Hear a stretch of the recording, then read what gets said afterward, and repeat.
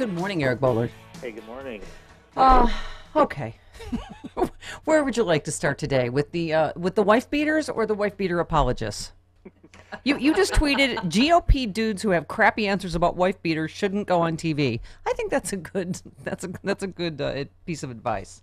Yeah, I mean, I guess it wasn't surprising because the White House is, habitually incompetent. But watching, Republicans over the weekend trying to address this story, I mean, Kellyanne Conway was a complete fiasco as usual. She blamed Kristen Gillibrand for protecting Bill Clinton during impeachment. As I pointed out on Twitter, she was 31 years old during impeachment and a private attorney in New York City. I'm not sure. Right. Why didn't she do something?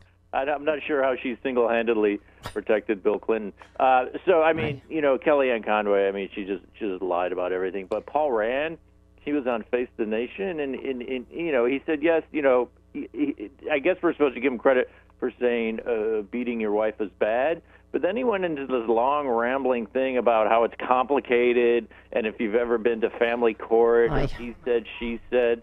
I didn't see any pictures of Rob Porter with a black eye. I don't see this isn't like, gee, I can't figure this out. Who's the other guy that Sorensen said, oh no, she's the abuser. Sure. Yeah. Oh, and then Mo Brooks was on CNN this morning, and he's comparing. He's like, well, those Duke lacrosse players lied, so I don't know if we should come to any conclusions about this. He called it a soap opera drama. Oh my God! I'm like, and so we've got mostly all these old white guys, but and throwing Kellyanne Conway. So no, they had no coherent explanation. They should have all just stayed home and said nothing. But Trump wants them out there. Trump wants them out there defending a wife beater, and Trump wants everyone to know the Republican Party is a bastion for kind of sexual assault. Well, right. And I love Mick Mulvaney, also a disaster, but he said if Kellyanne Conway had come to the president and said something, we'd be more inclined to believe that person. Really? Everyone in America knows she's the biggest liar. That would make one person that would believe anything Kellyanne Conway would say. But he basically said we're more inclined to believe anyone on the White House staff than beaten wives, right? Oh, I thought his point was going to be, well, she was a woman. Well, it's obviously they don't believe women. I mean, they've been emphatic about that point.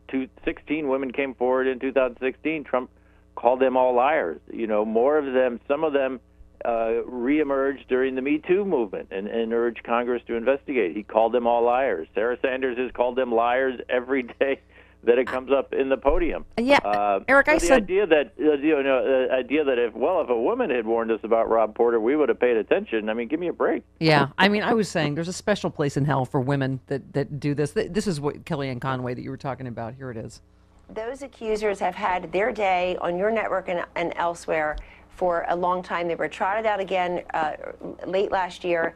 And I don't need a lecture from Kirsten Gillibrand or anybody else who protected and defended and harbored a sitting president who had sex relations in the Oval Office and was impeached for lying. I don't need a lecture from her or anybody else. Okay. You kind of do. The Butt Clinton thing, obviously, but it's okay. Do we need to keep going over this, Eric? As even Monica Lewinsky has said, this was a consensual affair, as inappropriate as you may think it is or not. It was a consensual affair between adults, and it just, I mean, that's all they've got, right, is to keep going back to Clinton. Yeah, oh, absolutely. And again, as I pointed out, they're dragging in people who had nothing to do with impeachment. They're dragging in Kristen Gillibrand, who was a private attorney and in her 30s.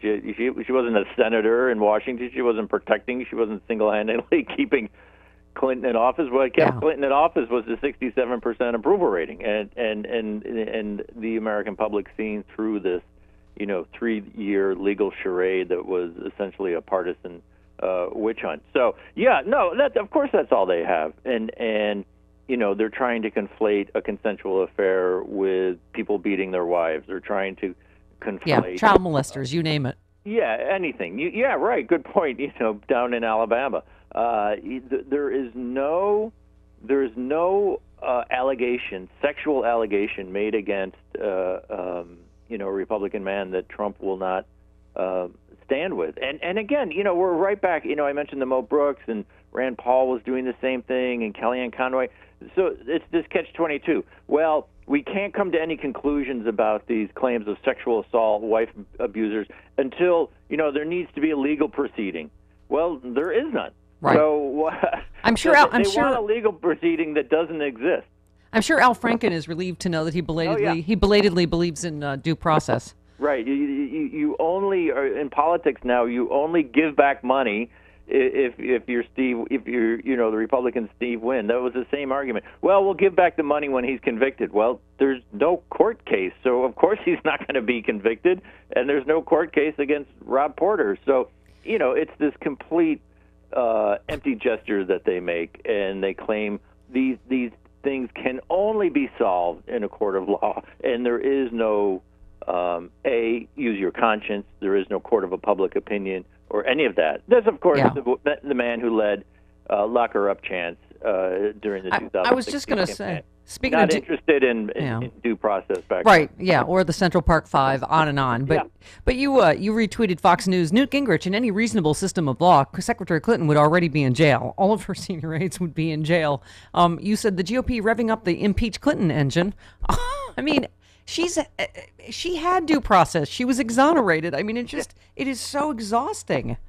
Right, and that kind of brings us back to the Nunes memo and the war on the FBI that the Republicans are launching, and they're trying to drag the Clintons back into this, and even we did a piece last week on Share Blue noting that even Jeff Sessions' Department of Justice.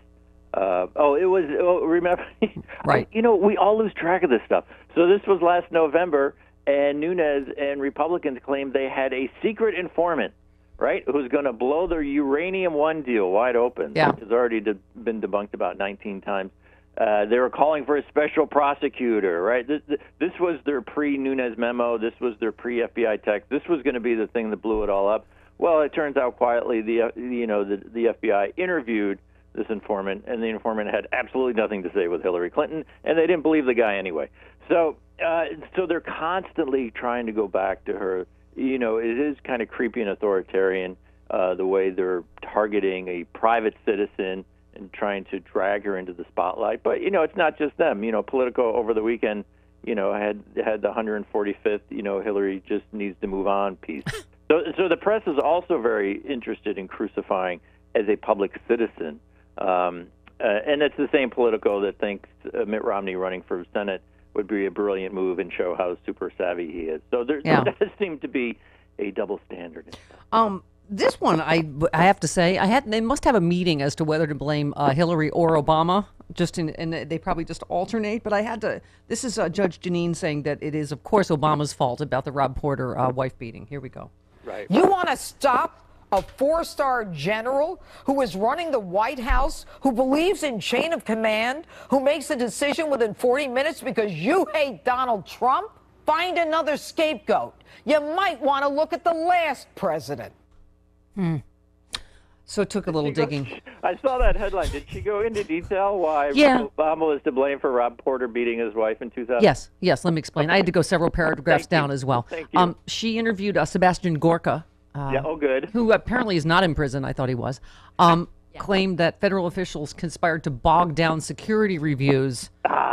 If they wanted to gum up the works and make the Trump administration's job harder and harder, they play bureaucratic slow rolls. It might be a deliberate minefield put in place where they know somebody like this has skeletons in their closet, and they slow roll everything to make things like this explode a few months later.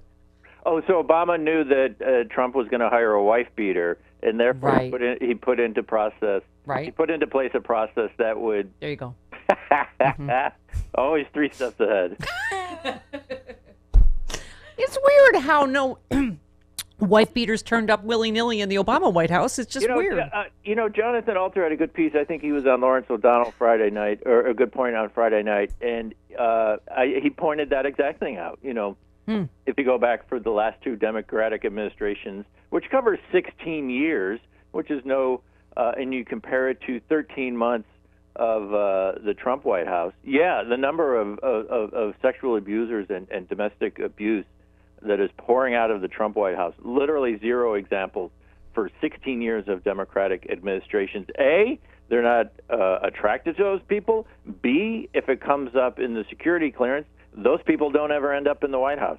Yeah. But for some reason, this White House is attracted to these people, and they just ignore the security clearance stuff. Yeah, somebody tweeted one after another. People are, we're finding out that the people that would work for Donald Trump are just as awful, right, as he is. I mean, it's not surprising because you think like, oh, why would you want to work for Donald Trump? And you're like, Right. oh, I see. Right, because you're also awful. Okay. Yeah, no, you keep seeing these articles. They can't find people to work in the White House, and which is so stunning because if you understand the D.C. culture, the number one goal for everyone who gets off a train when they're 21 years old until they retire when they're 65 is to work in a White House. It's like winning the World Series. I mean, you can't really explain in terms of career projection, et cetera, how important it is, even if it's for 2 days, to have said you worked in a White House in Washington, D.C., and to now have a White House that cannot find people, is mind-boggling. Yeah. But then the second point is a good one that you make is like the people they do find, who are these people? Like under what rock did these people exist? Yeah, and we're finding out. Yeah, and why would they want to be associated with a guy like this? And we're starting to find out. By the way, well, we're getting a better idea of who these types of people are. Yeah. By the way, real quick before you go, you tweeted in an article about how Dems are supposedly losing faith in Pelosi. The first critic quoted in the piece is a Republican. Here we go again. Yeah. Dems in disarray, right? I think I first tweeted that in 2008. I mean, that's how long this kind of Beltway meme joke has been around. But for them, it's not a joke. And the New York Times put on the front page today about how Nancy Pelosi is facing some kind of crisis within the ranks, and they couldn't find any Democrats to support it, so they just quoted Republicans. But I also found out today she's raised like $35 million. Yeah, for she's a re-election, badass. which she is going to pass around. So yeah, always be skeptical of these Dems in disarray. Yeah, until you can stand on the House floor for 8 hours in 4-inch heels, Exactly. then you just SDFU. Exactly. All right, Eric, thank you. Great stuff as usual. Talk to you next week. Okay, bye-bye. All right.